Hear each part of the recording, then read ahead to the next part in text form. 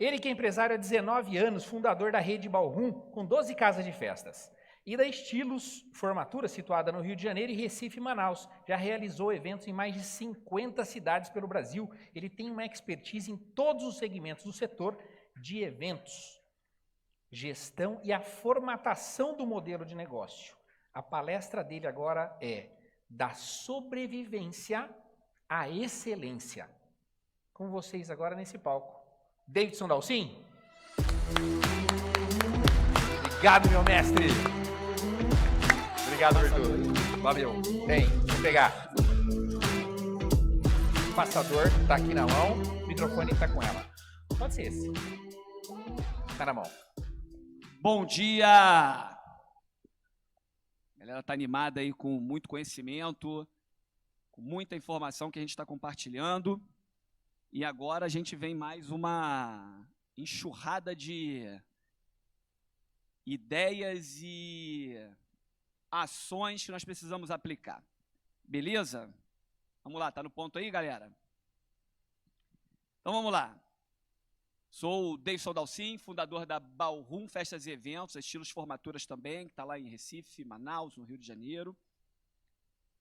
Essa é minha família, né? Carla, minha esposa, Gustavo, Maria Luísa, e tem um bebezinho que a qualquer momento está para nascer. Espero que não nesses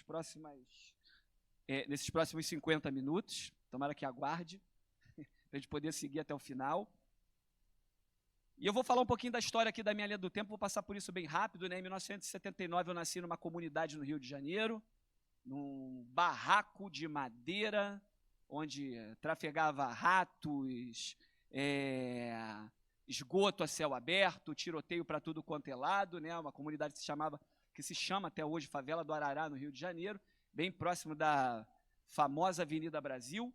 E 10 anos depois eu começo a trabalhar na feira com meu pai, aos 10 anos de idade.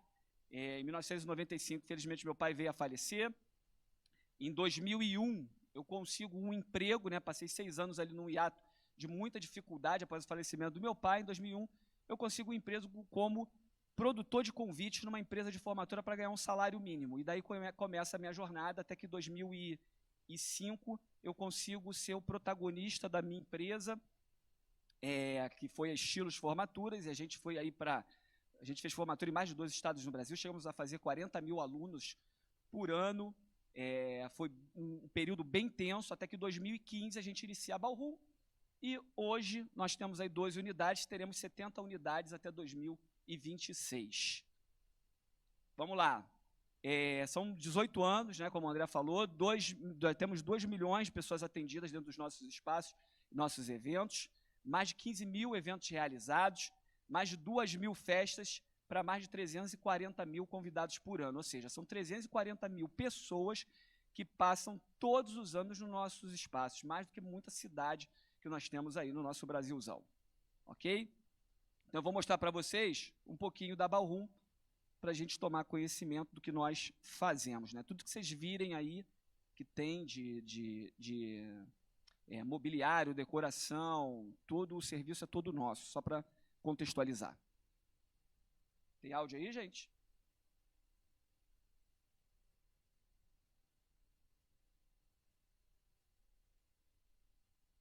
Deixa eu voltar aqui.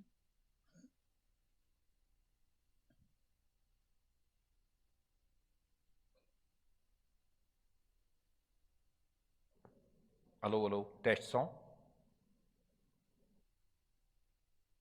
Para você, o que é felicidade? Para nós, a felicidade está na realização de sonhos, nos momentos tão desejados da sua vida, ao lado de pessoas amadas, ali mora a felicidade.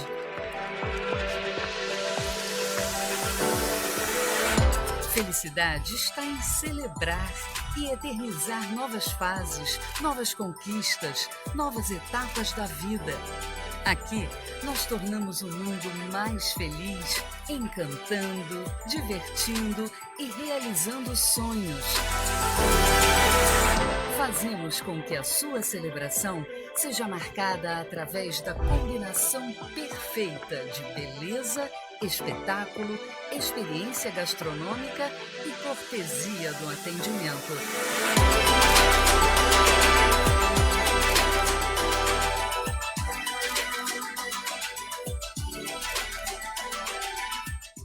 Seja bem-vindo ao dia mais feliz da sua vida. Seja bem-vindo à Rede Ballroom.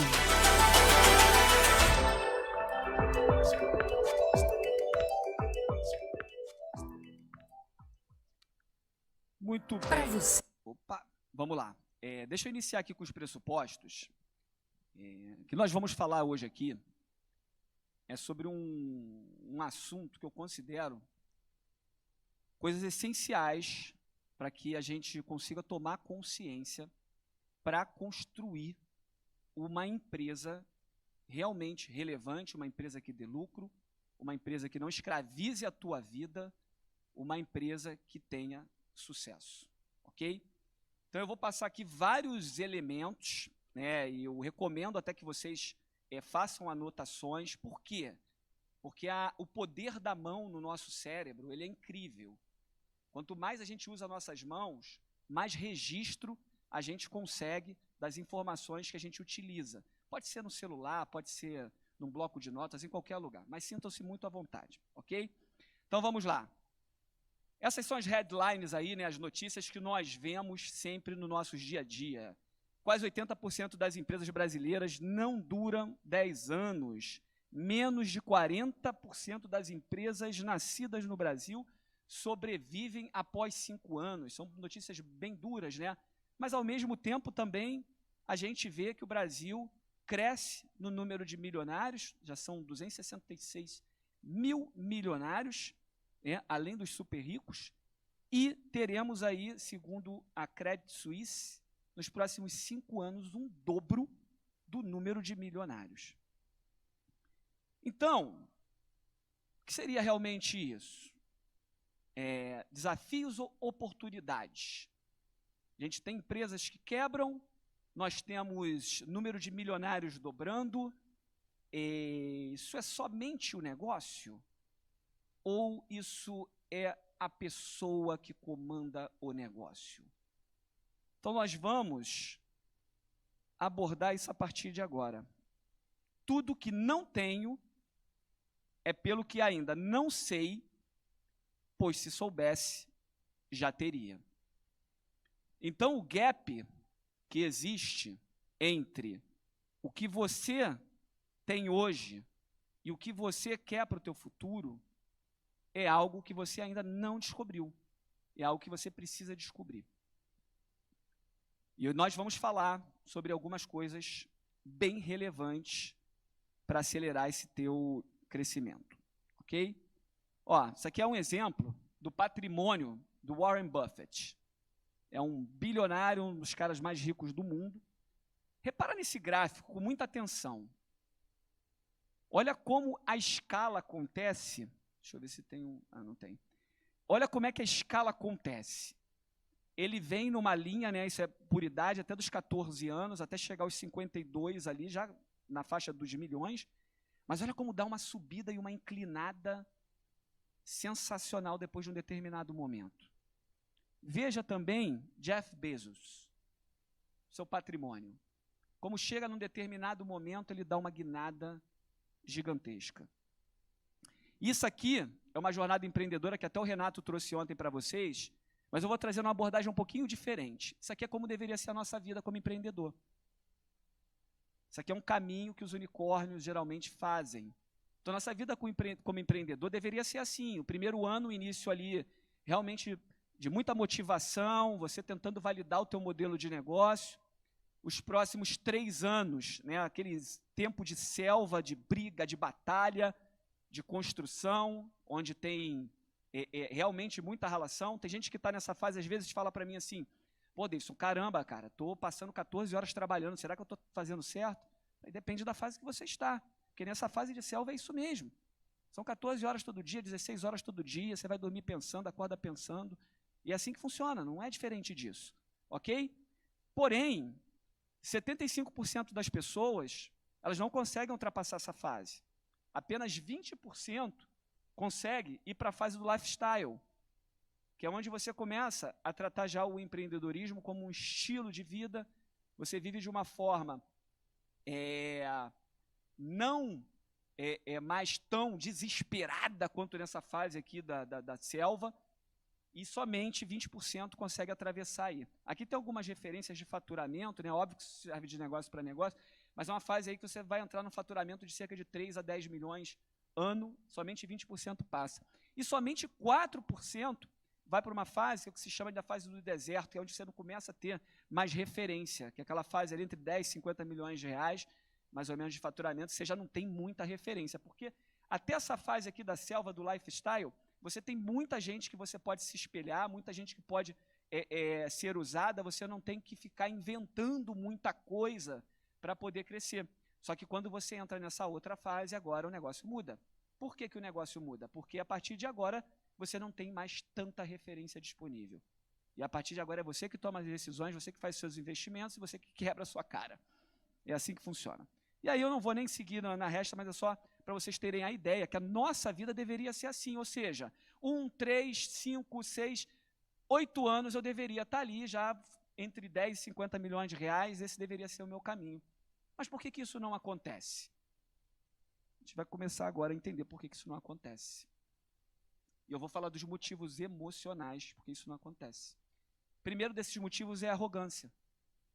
Sabe por que que não acontece? Porque muita gente não estuda negócio.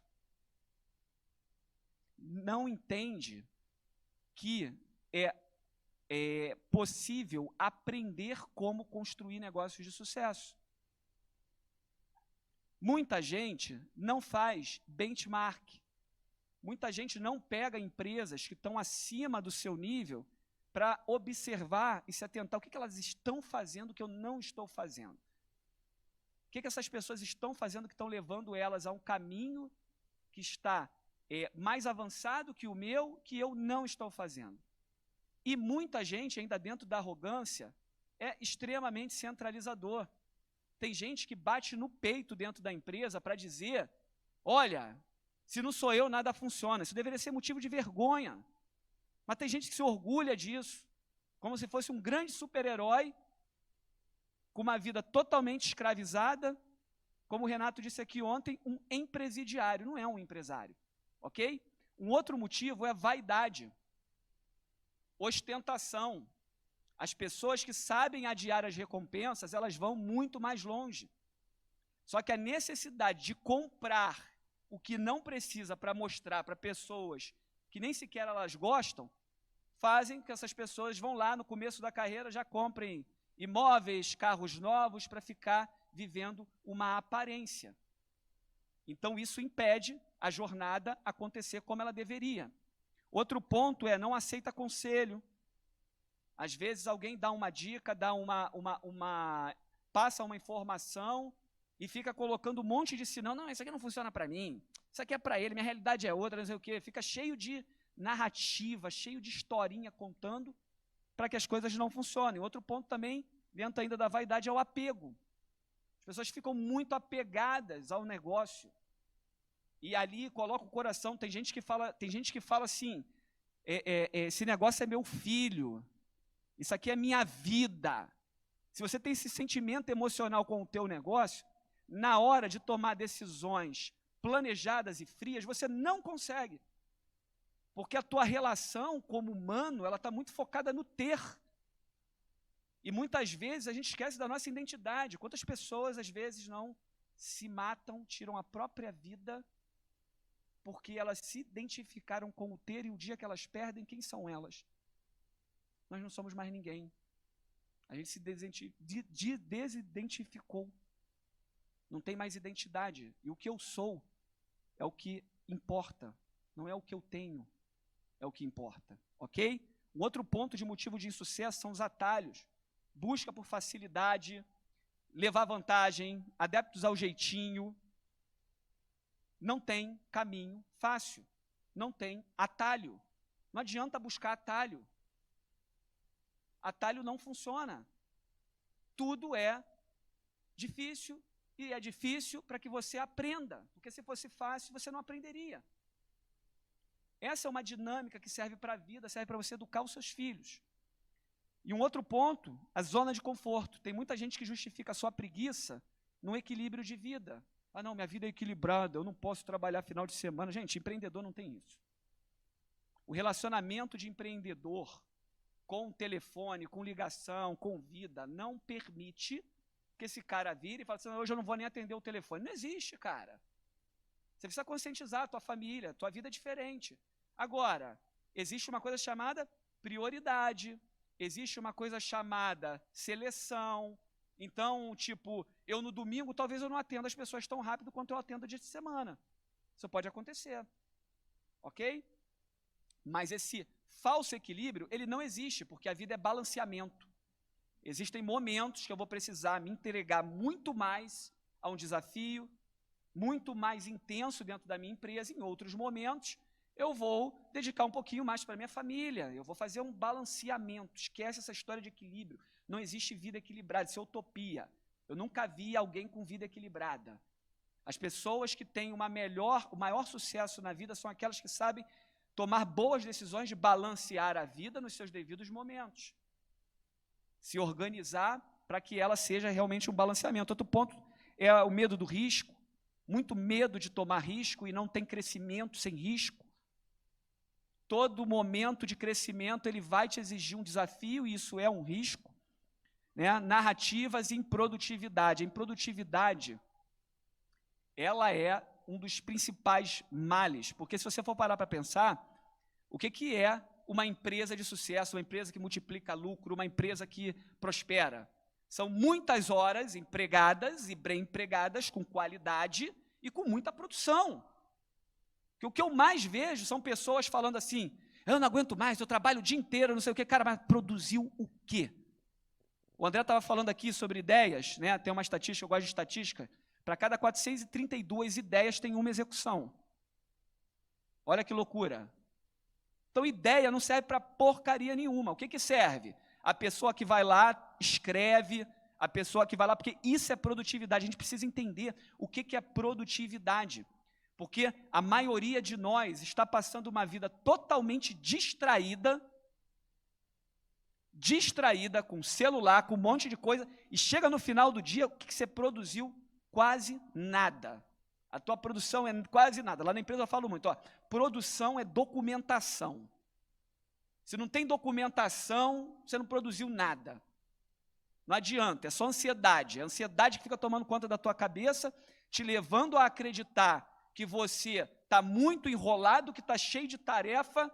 Cara, eu estava contando para os amigos aqui lá de Joinville, tem 9 anos que eu não fico numa festa de cliente até o final.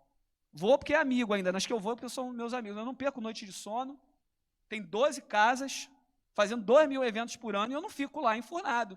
Por quê? Porque eu tenho métricas, indicadores que me dizem o que está acontecendo, que valem muito mais do que a minha percepção. Que tem muito mais importância do que a minha percepção, porque eu sou humano, sou falho. Minha percepção, como a de todos nós, é bem ruim, mas quando a gente não tem nada, a gente tem que usar a percepção. Ok? Outros motivos de insucesso, técnicos aí, ó, gestão financeira, mistura dinheiro da empresa com dinheiro pessoal, não tem demonstrativos, você não tem teus resultados na mão, não sabe como ter, não tem plano de redução de despesas, de tempos em tempos, de 3 em 3 meses, olha todos os teus custos, todos os seus custos. Passa um olhar em tudo, você vai achar um monte de coisa. Eu garanto, é só pegar a empresa de qualquer um, aqui a gente já acha 10%. Que é muito comum de consultoria fazer isso. Consultoria entra nas empresas, elas já acham 10% logo de cara. Então, você pode ter certeza que 10% do teu faturamento, você poderia estar evoluindo se você tivesse uma rotina de ter plano de corte. E geralmente não tem. Outro ponto, cultura. Muita gente não sabe nem o que é cultura, muito inconsciente sobre isso. Né? As coisas estão acontecendo dentro da empresa, já tem uma prática, toda empresa tem cultura. Se eu entrar na empresa de qualquer um aqui, eu vou perceber a cultura que tem ali, se é uma cultura de compromisso, se é uma cultura onde as pessoas têm metas, eu vou entender o tipo de cultura que aquela empresa fala, e isso é pregado pelo dono. Isso é pregado pela pessoa que está na ponta, pelo líder que está na ponta. Só que se eu não sei que tem uma cultura, como é que eu intervenho nela? Como é que eu vou fazer uma intervenção se eu nem sei que ela existe? Mas ela existe, ela está lá e está ditando o ritmo do teu negócio, está sendo construída pelos seus discursos e pelas suas atitudes e pelas atitudes de todo mundo que está lá na ponta. Ok? Outro ponto, contratação sem processo. A gente tem uma mania muito grande de trazer amigos, pessoas. Cara, você bota gente dentro da tua casa, você abre a porta da tua casa para todo mundo entrar no teu dia a dia, você deixa lá, pode entrar todo mundo aqui, cara, a tua empresa é a mesma coisa. Você tem que selecionar muito bem quem está entrando lá, porque essa pessoa ela vai criar uma interferência na cultura com as atitudes dela. Você precisa investir tempo para escolher muito bem quem você bota dentro da sua casa. Porque se você não faz essa seleção, eu te garanto que a tua empresa é a casa da mãe Joana. É a casa da mãe Joana. Se você não faz entrevista, se você não seleciona pessoas, se você vai colocando amigo para dentro, gente conhecida, entendeu? A sua empresa é a casa da mãe Joana. Porque é impossível funcionar uma cultura com um ambiente que é construído dessa maneira. Um outro ponto muito importante, né? Falta de foco em vendas. A gente precisa pensar vendas. Eu vejo muito no mercado, muitas pessoas apegadas ao produto, apegada ao serviço. E por trás disso tem um raciocínio que pensa que melhorando o serviço ele vai vender sozinho. Não acontece isso. 70% do meu tempo é dedicado a alguma coisa que faça gerar vendas, que faça gerar comercial. E deveria, se você é o piloto do teu negócio, você não tem um sócio dedicado a isso, você deveria ter 70% do teu tempo investido em entender como eu faço para vender mais, vender melhor. É o mantra de vendas que a gente vai falar daqui a pouco sobre isso, ok? Outro ponto, não tem metas claras. As pessoas não têm metas claras, não tem nem agenda. Quando a gente não tem agenda, a gente é a agenda do acaso ou é a agenda dos outros, não tem escolha. Então, não ter uma agenda, como eu vou ser produtivo sem uma agenda? Como eu vou conseguir ter produtividade sem eu ter o norte do que vai acontecer durante o meu dia? Quando você acorda, você já tem claro o que você vai fazer? Que se você não tem, você pode ter certeza que a tua produtividade vai ser muito menor do que ela poderia ser. Outro ponto muito importante também é a ignorância que nós temos sobre a importância do marketing. Tudo é marketing, o teu atendimento é marketing, marketing não é um setor. Marketing está em tudo, seja no layout que você coloca lá na sua apresentação, seja na forma de você comunicar, a tua cultura, tudo é marketing. Não vejam marketing como um setor.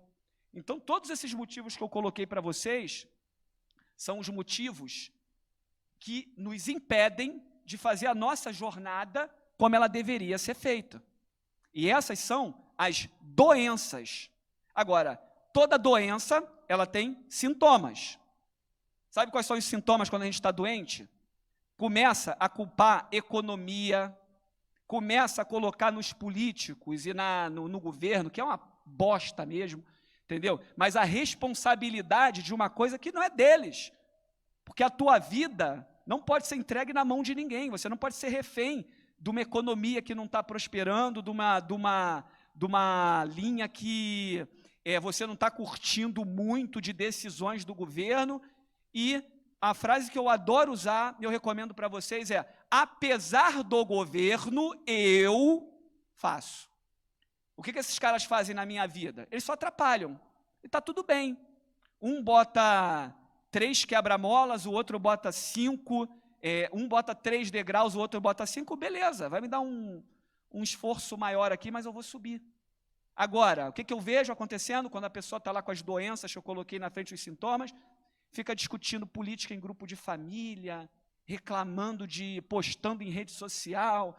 Cara, esse teu tempo, ele é preciosíssimo. Você não tem tempo para isso. Você, como empreendedor, você não tem tempo para isso. Empreendedor não deveria nem ir em supermercado. O dia que você entender o valor do teu tempo e o custo do teu tempo, você vai perceber que, cara, coisas como ir no mercado custa muito caro. Esse meu tempo, se tivesse empregado aqui na análise do meu negócio, ele estava valendo muito mais dinheiro. Você vai conseguir entender cada minuto da tua vida, cada hora da sua vida, o que você está empregando de forma consciente. Para quê? Para gerar valor. Outro sintoma das doenças, aí se abate com a concorrência. Todas as vezes que nós viemos aqui, a gente vai em qualquer lugar, a gente vê, cara, eu nem olho para a concorrência. assim, deixa eu melhorar a minha frase. Concorrência é o seguinte, eu estou aqui focado num carro, pisando no meu acelerador, aí de vez em quando, uma olhadinha no retrovisor aqui, só para ver se a minha velocidade está boa ou está ruim. O foco é comigo, o foco é na minha autossuperação. Quando eu começo a olhar muito o jardim do outro, cara, o meu jardim vira um matagal. O foco é comigo, o foco é na minha melhoria, é na minha construção. Por quê? Porque a minha empresa é reflexo da minha construção, a minha empresa é reflexo da minha mentalidade. Ok? Outro ponto, decepção com as pessoas. Eu tentei, coloquei uma pessoa aqui, não deu certo, só me deu dor de cabeça, não quero mais. Treinei, saiu daqui, foi para a concorrência. Tentei criar ela. O que vai acontecendo? Vai se decepcionando. Sabe por quê? Por conta das doenças que nós colocamos lá. Doenças de vaidade, orgulho, zona de conforto. Porque, gente, para você construir, é estatística de conversão. Para eu acertar o meu CEO lá, foi o quarto. Para eu acertar o meu head de marketing, o quarto. Nos outros 3 que vieram antes, eu humildemente preciso reconhecer que existiram 2 coisas.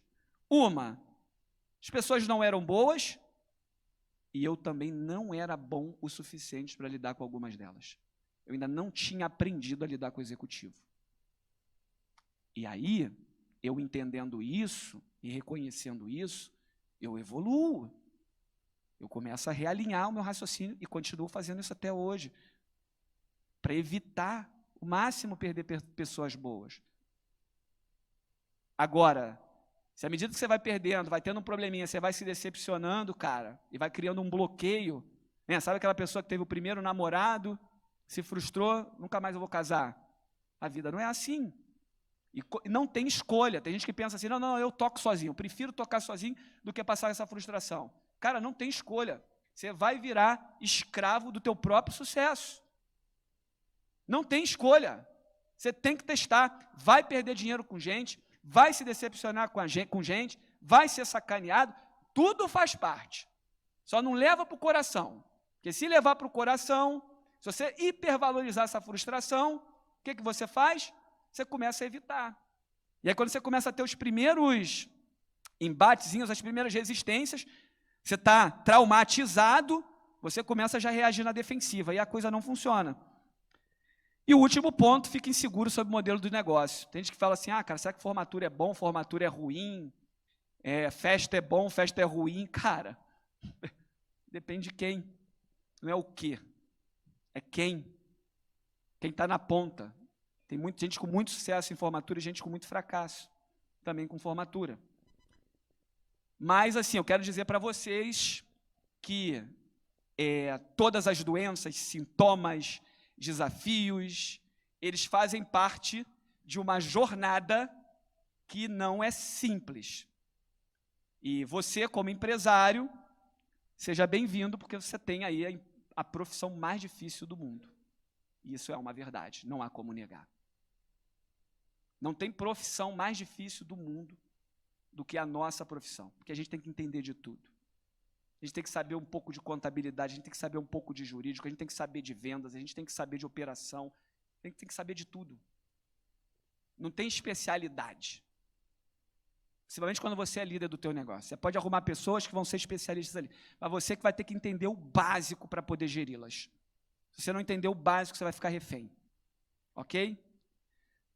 E nós, nessa construção da excelência, nessa construção da multiplicação dos lucros, nessa nossa jornada, o que nós precisamos entender? Né? Agora começa toda a construção da nossa palestra aqui. São esses 3 papéis. Toda empresa de muito sucesso, todas as pessoas que avançam naquela jornada empreendedora que eu mostrei para vocês no começo, elas têm muita consciência desses 3 papéis. E esses 3 papéis, eles não necessariamente estão centralizados em uma única pessoa. Você pode ter sócios ocupando esses papéis. Mas você precisa entender que esses 3 papéis precisam rodar dentro da tua empresa todo momento. Se você tiver essa consciência, já é um grande avanço. Esses 3 papéis precisam rodar dentro da tua empresa todo momento. Vamos falar um por um. Vamos lá. Primeiro deles, visão. É o papel do visionário. Existe aquela pessoa que está pensando o futuro. Ela está olhando para frente. Qual o caminho que eu vou direcionar? Qual o caminho que eu vou exercer aqui dentro da minha empresa? É um criador e implementador. Como o André falou, né? Tem gente que pensa que visionário é aquela pessoa que enxerga só. Não, é o que enxerga e faz, o que implementa, que vai lá, estrutura, organiza, segue o passo a passo, coloca para funcionar, senão não adianta nada. Tá? Dentro da visão, temos alguns elementos, né, que levam a pessoa a ter sucesso. Essa pessoa é obcecada por oportunidade. A mente dela é inquieta, ela procura a oportunidade o tempo inteiro. Ela está sentada aqui olhando para essa palestra e está falando assim, caramba, se eu aplicar isso no meu negócio, ele vai arrebentar, cara. Está olhando aqui e está falando, caramba, se eu, porra, isso aqui estava desatualizado nesse ponto, agora eu vou chegar lá, eu vou colocar para funcionar. Essa mente visionária, ela precisa ser muito bem aplicada. Essa pessoa precisa ser um cara muito interessado em ser um resolvedor de problemas. Acontece um problema dentro da tua empresa, cara, você tem que ser o primeiro a aparecer lá para resolver. No sentido de não ser evasivo, evitar se esconder. Porque quem resolve problemas ocupa os cargos altos, ocupa as melhores posições dentro dos negócios, cria empresas de sucesso. Quem foge de problemas fica a vida inteira sendo perseguido pelos problemas. Ok? Outro ponto, mentalidade de abundância. Existe muita oportunidade. Não existe escassez. O nosso negócio está cheio de oportunidades. Sabe por que está cheio de oportunidade? Porque está cheio de problema para ser resolvido. Quanto mais problema, mais oportunidade. Então tem muita oportunidade. Quando a nossa mente ela está alinhada com a mente abundante, ela cria alternativas. Se a minha mente é escassa, por exemplo, ela se fecha, ela se tranca. Quando a gente pensa coisas assim, ó, não tem jeito, o teu cérebro fala assim, estou aqui no conforto. Agora quando você fala, cara, tem um jeito, eu só não sei como. Tem uma maneira. Olha, tem um caminho, cara, eu vou descobrir esse caminho. Eu vou descobrir. O que começa a acontecer? A tua mente começa a trabalhar para descobrir esse caminho. Quando você fala, não tem jeito. Às vezes até como desabafo, né? Eu acho isso horrível, essa história de falar de vou desabafar. Isso é uma derrota terrível. Até gente que fala assim como desabafo, eu preciso desabafar, eu vou desabafar, entendeu? Aqui com você, aí eu falo, cara, não tem jeito não tem jeito com essas pessoas. Cara, cada vez que você fala isso, você manda uma mensagem para a tua mente que trava a tua construção, trava a solução de qualquer problema. Ok? Vamos lá, como segundo ponto. Opa, será que eu passei aqui? Ah, não. Vamos lá. Segundo ponto, segundo papel importantíssimo, o papel do controle. Tá? Esse papel do controle é um papel executor, processual, analítico. Toda empresa de sucesso precisa ter esse papel sendo implementado. A gente tem um visionário que cria, que implementa coisas novas, que traz novidades, que é o cara que rompe o status quo, e a gente tem um controlador, que é o cara que executa, transforma aquilo em processo, que analisa as informações. E para falar de controle, eu vou trazer algumas ferramentas aqui para vocês. Tá? Opa, passei errado aqui. Isso aí, vamos lá. A primeira ferramenta é a gestão por indicadores, tá? Eu trouxe aqui uma DRE, mas muito básica, que qualquer um pode fazer no seu negócio. Com toda a sinceridade aqui, eu queria que vocês, quem tem uma DRE que olha todos os meses, levanta a mão aqui, com toda sinceridade, toda humildade. Ok, maravilha. O que é uma DRE? A DRE é um demonstrativo de resultado do exercício. O que essa DRE serve? Ela é o exame, é o diagnóstico do teu negócio. Eu estou falando da parte gerencial aqui, tá, gente? Não estou falando de contabilidade. Isso não é, você pensa assim, não, isso tem que ser o contador. Cara, eu sempre ignorei o contador. Nunca fiquei esperando o contador me dar nada. Contador não é empresário, contador não é empreendedor, não sabe as dores que a gente sente. A gente tem que criar, por mais que tenha uma DRE lá feita pela contabilidade, a gente tem que ter a nossa DRE gerencial, que é a que faz a gente tomar decisões. Aqui eu trouxe um modelo bem básico, tá? Se vocês quiserem tirar foto, vou até sair da frente aqui, ó. Esse é o modelo básico que todo mundo precisa ter, tá? O meu modelo tem muito mais linhas, aí a gente tem 8 linhas aí. Mas o que ele diz, né? Receitas, custos, despesas, enfim. Só que por que eu tenho que ter uma DRE? Porque aqui eu peguei um extrato de um trimestre, por exemplo, para analisar. Então eu tenho aqui um mês de janeiro, aí eu tenho um mês de fevereiro. Aí, de repente, eu olho lá para minhas despesas gerais e percebo que aumentou 5 mil. Por que aumentou 5 mil? O que aconteceu aqui para que aumentou 5 mil? Para que tivesse aumentado 5 mil? Só que eu estou acompanhando, eu estou percebendo. Se eu não percebesse, eu não veria essa variação, mas eu estou acompanhando. Por exemplo, quando eu chego lá em março, eu vejo que as despesas de pessoal que vinha batendo 60 mil aumentaram para 70 mil. Por que elas aumentaram? Por que elas aumentaram para 70 mil? E aqui tem um ponto muito mais importante, porque é assim, ok, estou vendo os números e estou vendo a análise, mas para quê? Para entender isso aqui, ó. Quais são as margens do meu negócio? Essa última linha aqui, ó. Então, qual é a margem do meu negócio? Então, isso aqui é um exemplo, ó.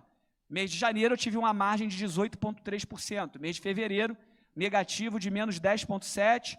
Março, 16%. No geral, nesse meu trimestre, estou dando um exemplo aqui fictício, eu tenho 11,8% de margem. E por que eu preciso saber qual é a minha margem? Porque ao saber a minha margem, eu começo a ter a referência de como está o meu negócio. Como o meu negócio está andando, ok? E por que eu preciso saber dessa referência? Porque quando eu olho para a minha margem, eu tenho a minha decisão já tomada do que eu devo fazer. Se a minha margem é menor do que 5, eu estou em risco com o meu negócio. Se a minha margem ela está entre 5% e 15%, eu estou numa fase de sobrevivência. Se a minha margem é acima de 15%, eu posso expandir. Eu estou falando aqui de margens muito focada para o setor de serviços, tá? Que é o nosso, e muito focada para o nosso negócio. Então tem gente que fica assim, será que eu posso expandir ou não posso expandir? Se você não tem teus números, você vai passar eternamente inseguro.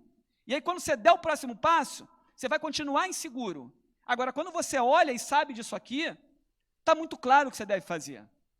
Você tem um negócio que tem margem acima de 15%, você tem que replicar esse negócio. Você está pronto para crescer. Você precisa, obviamente, criar estrutura e vai jogar um jogo novo, mas você está habilitado a dar o próximo passo. Você está num negócio que está com 5% a 15% de margem, cara, melhora a tua operação para que ela avance acima dos 15% para que você expanda. Você está com um negócio abaixo de 5%, cara, é realmente para se preocupar. Entende? Então, vamos lá, ó. Outro ponto, trouxe para vocês aqui a média do setor de serviços, né? Isso aqui é uma fonte da Fundação Dom Cabral, 2.700 empresas com faturamento entre 4 milhões e 800 e 300 milhões analisadas. A média do setor de serviços é 9,19 no ano de 2020. Né? Quando eu falo de setor de serviços, mas tem a pandemia, o setor de serviços teve muita gente que cresceu na pandemia, né? Principalmente nos serviços ligados à saúde.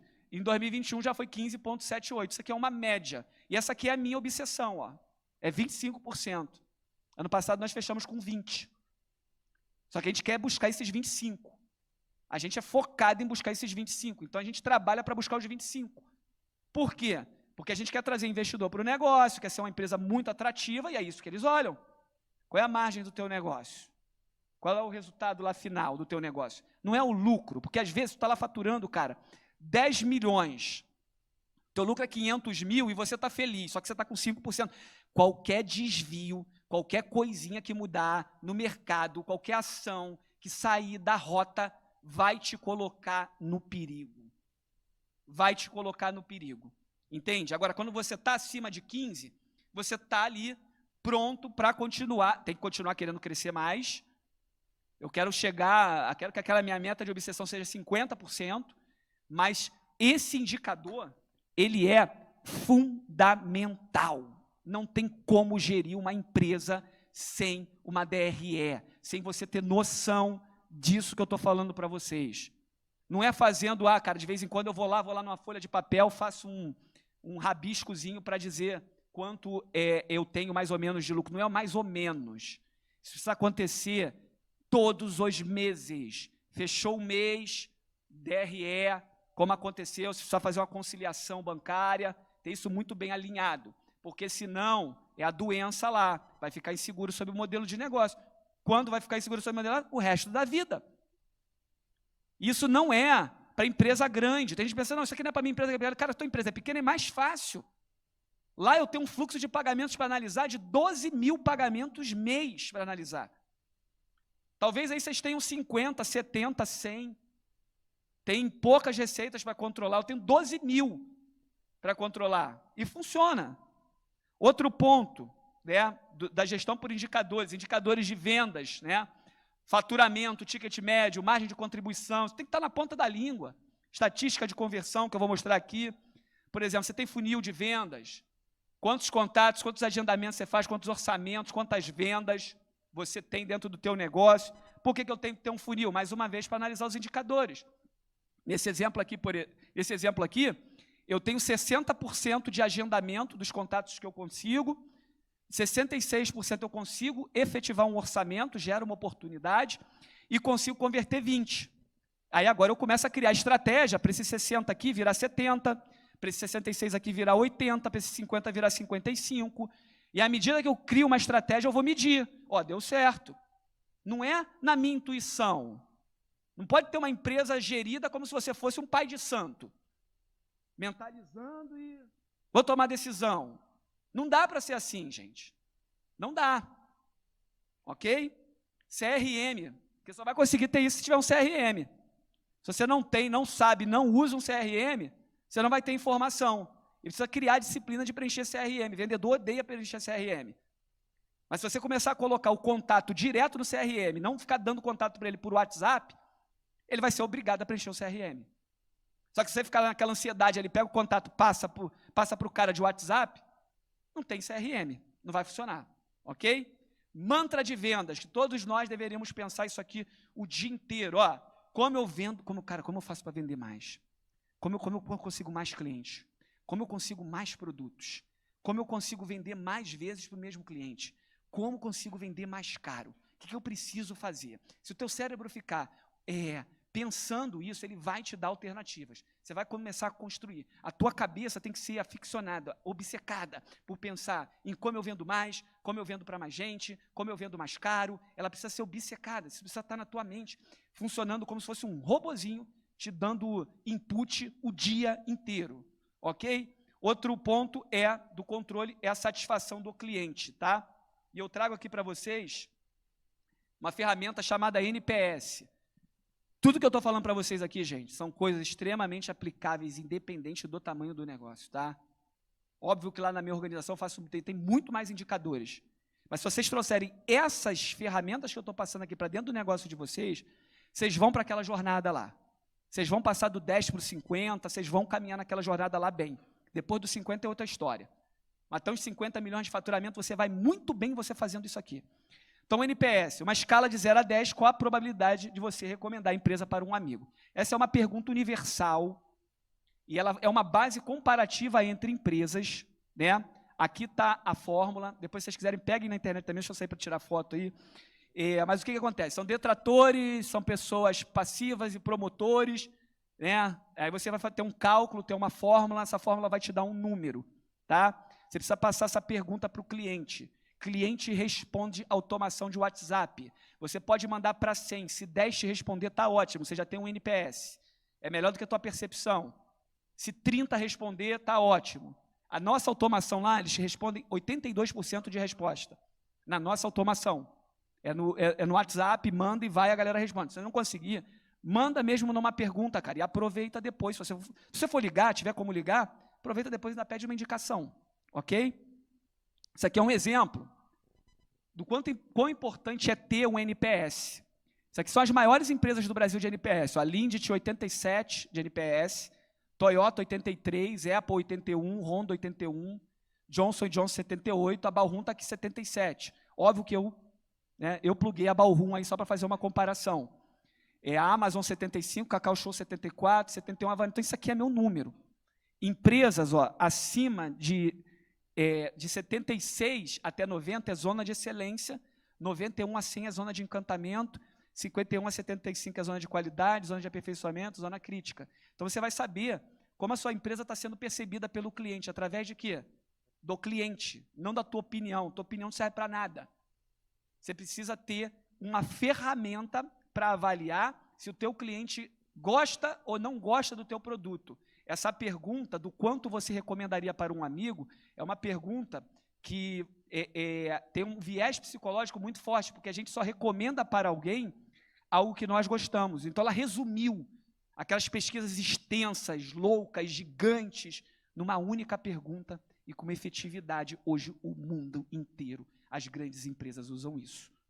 Ok? Então, NPS. E vamos lá, o terceiro ponto aí que a gente já está caminhando para o final. Esse terceiro papel é o papel da liderança. E esse é um dos papéis mais desafiadores que nós temos.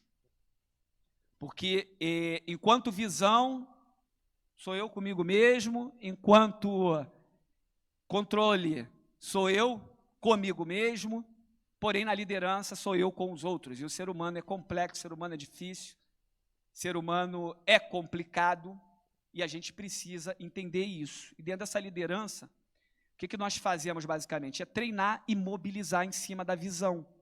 Tá? Então, eu vou trazer alguns exemplos para vocês de coisas que precisam ser implementadas na tua cultura, do teu negócio. Você precisa ter dentro do teu negócio uma cultura de dados, uma cultura de vendas, uma cultura de metas, uma cultura de ranking, uma cultura de prestação de contas, uma cultura de fazer eventos para comemorar. Isso é muito importante. Ah, David, só não tem muito dinheiro. Cara, é uma churrascaria. Você e mais 3. Eu tenho 3 funcionários. Ok. Você tem que ter esses pontos. Você tem que ter esses pontos para você aplicar a tua cultura. A tua empresa precisa ser orientada a dados. As pessoas precisam aprender a trazer as informações para tomar decisões. E você começa a ensinar elas. Mas se você não faz, não adianta. Você não vai ensinar. Ok? Eu vou dar alguns exemplos aqui, né? Estou correndo aqui para o final. Isso aqui é o que tem lá na empresa. Ranking e metas. A gente tem um grupo, é um grupo de WhatsApp, todo mundo pode ter. Você bota todo mundo da tua empresa lá dentro. Você precisa ficar brigando com o último aqui, ó? Não. Você só joga o ranking no grupo, ele já está lá, ele já vai se sentir incomodado o suficiente para fazer alguma coisa. Você joga o ranking, dá parabéns para os 3 primeiros, parabéns Fernanda, parabéns Monique, parabéns Mary, excelente. Só isso você precisa fazer. Outro ponto sobre metas. Repara bem, não é valor, é percentual. Porque elas precisam ser modalizadas. O cara que vende 1 milhão todo mês, ele vai ficar na zona de conforto dele, cara. Então, a meta do cara que vende 1 milhão todo mês, no mês seguinte é 1.200.000. Se ele bater 1.200, no outro mês é 1.400. O Rafael, o vendedor lá, está rindo, está achando graça lá em pé, lá, ó. Olha lá. Ele não entende porque a meta dele aumenta todo mês. Está entendendo agora? Ó. Então, todos os meses, você tem que colocar o desafio maior. A meta é isso, é o desafio maior. Você precisa sentar todos os meses, ali perto do dia 25 ao dia 30, e já dar a meta do mês que você for controlar no mês. Se for possível dar por semana, faça metas por semana. E aí você bota no ranking o que é um percentual. Não necessariamente. Talvez o vendedor que tem mais volume financeiro é essa daqui, ó, que está em 7º. Mas ela não deu o melhor dela. O que importa é você tirar o melhor das pessoas. A cultura precisa ser implementada dessa maneira, para que você tire o melhor das pessoas. Você tire as pessoas do desconforto a todo momento. Tá? Vou dar um outro exemplo. Ó. Tem gente que pensa que isso não é possível. Ranking de planejamento. Ranking de pessoas que estão organizando eventos. Como a gente tem várias unidades, isso é possível. Talvez você não tenha. Você pode ter gamificação, pode ter outras coisas. Mas a pessoa precisa ter indicadores para saber se o trabalho dela está bom ou se o trabalho dela está ruim. Tá? E tem um outro ponto aqui importante, né? Porque a gente aqui, por exemplo, tem gamificação. Na nossa gamificação, nem vou entrar porque é mais complexo. O planejador também vende. Lá na empresa, todo mundo vende. O decorador também vende. Todo contato com o cliente é uma oportunidade de venda. Tem que vender. Toda oportunidade que você tem com o cliente é uma oportunidade de venda. Você tem que vender. Ok? Outro ponto, financeiro. Tem ranking financeiro? Tem ranking. Financeiro também tem ranking aqui. Ó. Mostrando um exemplo aqui de um ranking das unidades. Tem ranking. Quais são os indicadores? Velocidade de registro, controles de inadimplência, enfim. Tem vários indicadores aqui.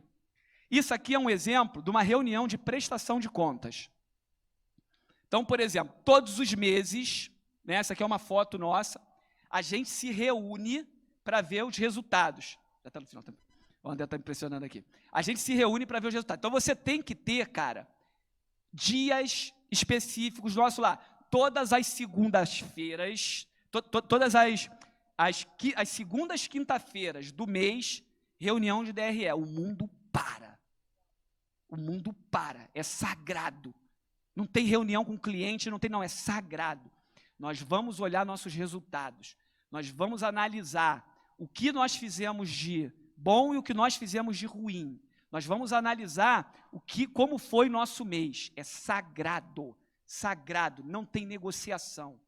Você precisa ter o teu marco, o teu rito dentro da tua empresa. Quando que isso acontece dentro da tua empresa? Precisa ser sagrado, ok? Isso aqui é um exemplo, por exemplo, essa menina que está com a setinha aqui na cabeça, está prestando contas para todas essas pessoas aqui. Entendeu? Lá na tela tem uma DRE, que é bem maior do que vocês viram aqui, mas ela está explicando e todo mundo precisa saber. O teu gestor precisa saber o que é uma DRE. Ok? Vamos lá.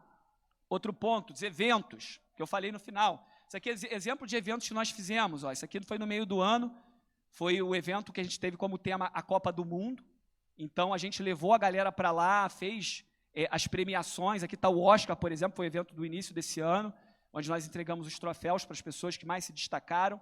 Né? Aqui é um exemplo de participação que a gente divide com eles. A gente pega o lucro da empresa, parte do lucro da empresa e divide entre todos eles. Tá? Aqui tem um exemplo, ano passado nós distribuímos R$1 milhão das nossas participações entre as pessoas da empresa. O que a gente faz? Na hora de entregar os cheques e fazer as premiações, primeiro a gente faz o nosso evento interno, a gente libera para a família entrar, porque a família tem que participar. A família tem que ver o que a empresa faz.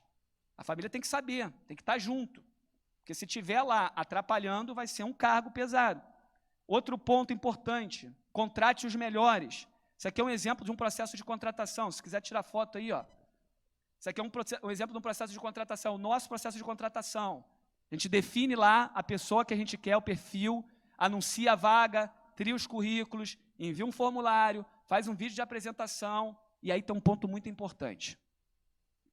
Se nesse vídeo de apresentação a gente vê que a pessoa é muito boa, a gente inverte o quadro. Ao invés de ela se vender para conseguir um emprego, eu inverto o quadro. A gente vende para ela a empresa. A gente passa a mostrar para ela o quão bom e que ela precisa estar naquela empresa. Que ela precisa estar na nossa empresa, que ela tem tudo a ver com a gente inverte o quadro. E aí depois a gente faz uma entrevista pessoal, que acontece muito isso, você marcar a entrevista e metade aparecer, mas quando você vende para a pessoa, ela aparece. Né? Entrevista pessoal, teste de perfil comportamental para saber se está adequado, e aí vai para o departamento pessoal. Ok? Um outro ponto é a rotina de avaliação. Você precisa pegar toda a tua equipe e encaixar aqui dentro dessa matriz de cultura e performance. Então, se a pessoa tem alta cultura, baixa performance, precisa treinar. Se ela tem baixa cultura, baixa performance, tem que ir para a rua. Se ela tem baixa cultura, alta performance, cara, precisa de inteligência emocional. Se tem alta cultura, alta performance, você precisa promover ou dar uma sociedade para essa pessoa, ou pelo menos gerar um ponto de expectativa ali que você precisa cumprir com essa pessoa, tá? Tá no finalzinho, André. Uma pergunta muito rápida, tá? Para você manter ou não alguém dentro da tua equipe. É só você se perguntar também, ó, fosse hoje, eu contrataria novamente essa pessoa? Olha para todos os teus funcionários. Se fosse hoje, você contrataria novamente essa pessoa? Se a resposta for sim, significa que você precisa manter o cara. Se a resposta for não, é um sinal que dentro dessa matriz aqui, ele está mal colocado. Ok? E o último aqui, o último ponto, para agradar o André aqui, é o principal. Seja exemplo. Cara, precisa ter sonho grande. Se você entra dentro da tua empresa reclamando do concorrente, se você entra dentro da tua empresa reclamando do negócio, se você entra dentro da tua empresa mal-humorado, se as pessoas olham para você, não percebem no seu olhar a tua disposição, o teu otimismo com a vida, a tua empresa vai ser descompromissada. Porque o que justifica alguém investir o futuro da vida dela dentro de uma empresa que o próprio líder, o maior beneficiado, dono do negócio, só vive reclamando. O que justifica? Essa pessoa ela não vai entregar. Então você tem essa função, você precisa vender o sonho grande, você precisa vender a ambição. Por mais que você esteja lá na zona de risco, lá, margem menor do que 5%, você precisa vender, ó, gente, a gente tem um plano, nós vamos construir, e a gente está levantando isso. E o último ponto para fechar, quem é você como pessoa? Porque o teu caráter, a tua identidade, ela vai ser fundamental para a tua liderança. Porque se você está lá dentro da sua liderança, pregando de bonzão, e todo mundo sabe que você trata a tua esposa, todo mundo sabe que você está com olhares maliciosos para as meninas, ou as meninas para os meninos, essas pessoas estão vendo que você não é leal. No inconsciente delas, elas sabem assim, ó, não posso confiar. Não posso confiar. Trai a própria esposa, vai me trair também. É desleal com a própria esposa, vai ser comigo também. Então você precisa cuidar da tua imagem, você precisa cuidar para que você seja realmente, cara, uma pessoa exemplar. Se você quer dar exemplo, você tem que ser essa pessoa exemplar. Então, queria dizer para vocês que independente do que aconteça, né, tem jeito. Tem caminho, tem formas de mudar. Coloquei aqui as coisas básicas. Vamos, a partir de amanhã, levantar isso da nossa rotina, trazer para o dia a dia. Vamos aplicar, vamos implementar, porque tem jeito. Muito obrigado. Isso aqui são os meus contatos. Deixa eu vir para o lado do André aqui.